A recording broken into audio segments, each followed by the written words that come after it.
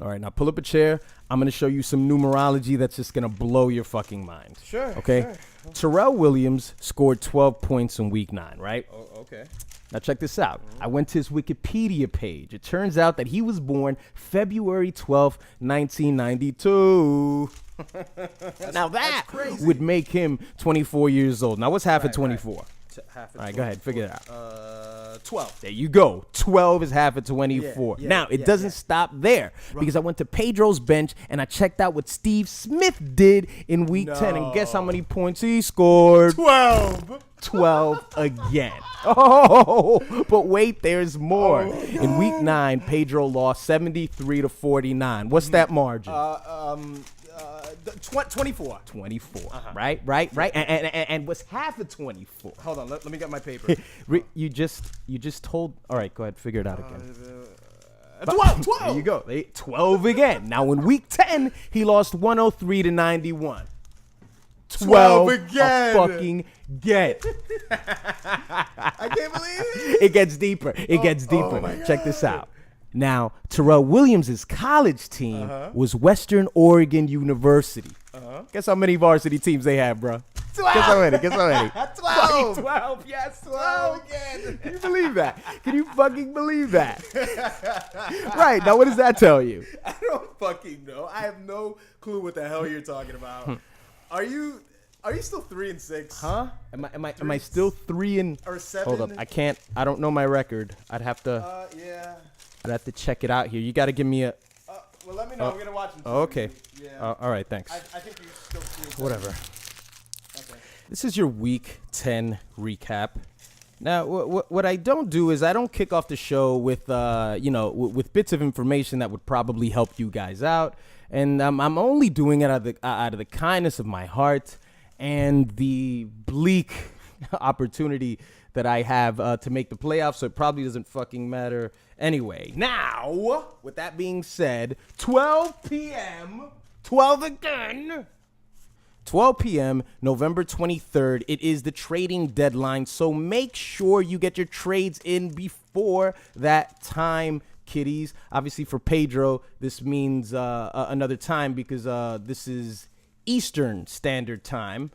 So figure that out amongst yourselves. If you want to pick somebody up from the Steelers, somebody up from the Colts, the Cowboys, the Washington Redskins, all these teams that play Thanksgiving Day, along with 2 others, what it is, who gives a shit, Minnesota, Detroit, nobody wants any of those, that they're fucking rotted players.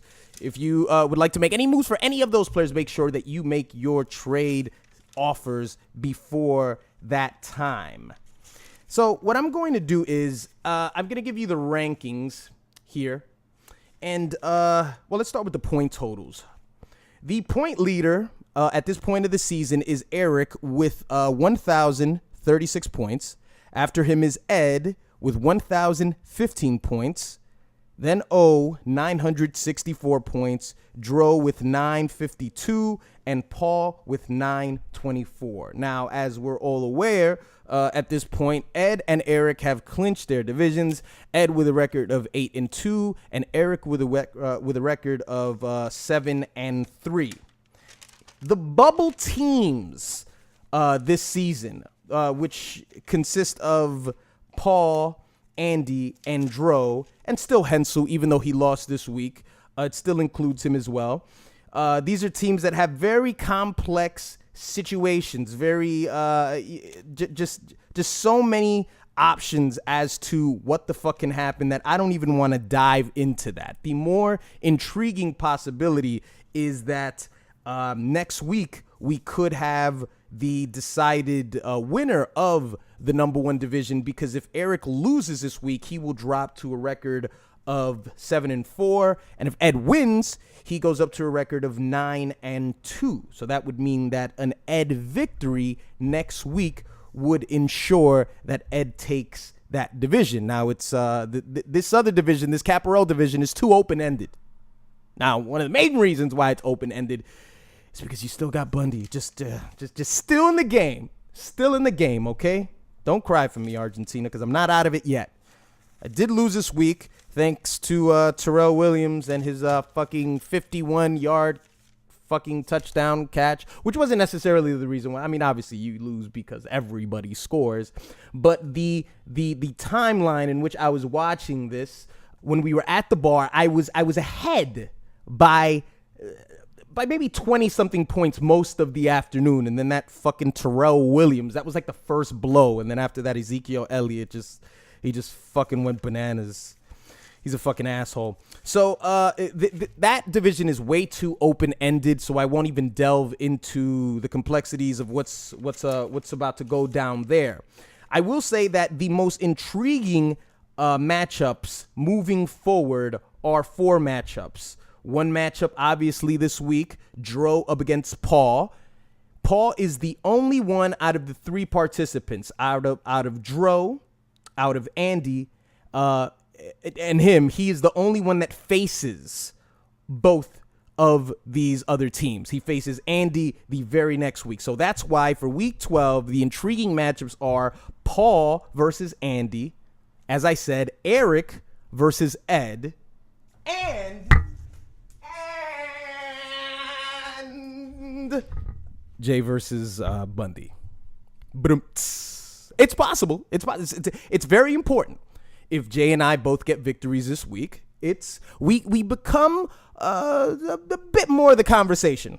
We're an afterthought at this point. You know, we're just we're just on the sideline right now. Even though there's still a possibility, we're not exactly in Joe land, but we may be on our way to it. But if we both win this week, then that next week matchup becomes very interesting. Jay and I, of course, are no strangers to shitting on each other. I haven't checked this in the papers, but I would imagine that maybe the last 3 seasons we've eliminated each other. I definitely eliminated him last year. So it's always one or the other. Somebody bests the other one, and this year we both been bested. But still, none the fucking less, there's a glimmer of hope, and it's there, and I'm gonna fucking reach for it by putting my dick in Andy's ass, which I'm sure he would love very, very much. These Thursday night games, well, the fact that I'm doing this right now makes these Thursday night games a lot more exciting because they're just right about to happen, right? And it's a very good matchup tonight because you've got the Saints against the Panthers. So what that also means is that you're going to have a lot of players playing today. The following players are active and are pretty much in starting slots for all fantasy owners.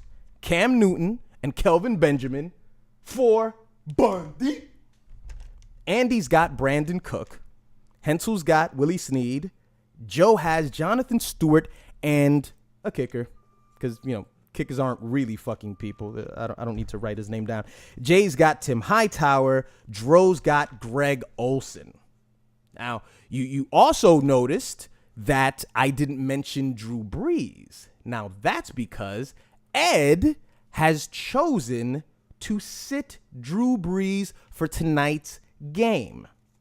He has decided to go with Derek Carr instead. Now let's take a look at this because, again, 20 millionth time, I always say that this is a fucking terrible decision, but let's see if we can determine why Ed's doing this. So Drew Brees, over the last 5 weeks since his bye, he's gotten 32 points, 24 points, 20 points, 24, and 20.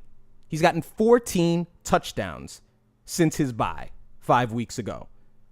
David Carr, his point totals are 21, 9, 12, 35, and 7. And during the whole season of David Carr just going out there, just fucking flicking his wrist and hoping for the best, he's gotten 17 touchdowns. That's the whole entire season. Drew Brees has 14 the last 4 weeks. Sorry, the last 5 weeks. So obviously, Ed must be fully aware of the fact that he is starting somebody who hasn't been performing as good as Drew Brees. Drew Brees is not injured. Part of the reason why he may be doing this is maybe he wants a bit of a combo with Amari Cooper. That could be part of the reason. But I believe that most of the reason why this is happening, and I think it's quite hilarious when you think about it, it's because Ed is doing something that I guess we could call he's day managing, right? The moves that he's making is contingent upon what day it is. In other words, if the matchups were totally flipped, if the Raiders were playing the Houston Texans tonight on Thursday, and the Panthers were playing the New Orleans Saints on Monday, Ed probably would have left Drew Brees in. I mean, I guess we've all been here before when we at least want to find comfort in the idea of, well, my point total hasn't been decided, and when my opponent finishes all his games on Sunday, I had the luxury of just sitting back and watching everything unfold. I am the master of my destiny on that particular day. And what's also interesting is that he's starting Derek Carr, he's starting Amari Cooper, and he's starting the Raiders defense. So not only is he saying, I would like to have great performances from the quarterback, great performances from the wide receiver, but I also want the Raiders to control the pace of the game as well. So this isn't a move that's being done because it's just better options. It's a move that's being done because I guess it's more comforting, you know? I guess why eat vegetables when it's more comforting to eat a fucking burger? It's not necessarily that the burger is going to make you healthier. It's going to enhance your life. It's just, it gives you a sense of comfort. So I think he's a bit scared. I think Ed's approaching this with a bit of fear because he's lost his last two games. Drew Brees wasn't part of the problem. Drew Brees, as I said, the dude's fucking, where the papers? Drew Brees, the last 2 weeks, 24 points, 20 points. That's fucking 44 points.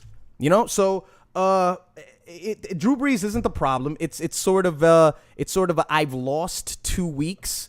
I got to try to I got to change something up, something to make me feel differently about my team. I guess if that's the only sense that I could make out of it, I think it's something that's going to blow up in his face because that move always blows up in everybody's fucking face.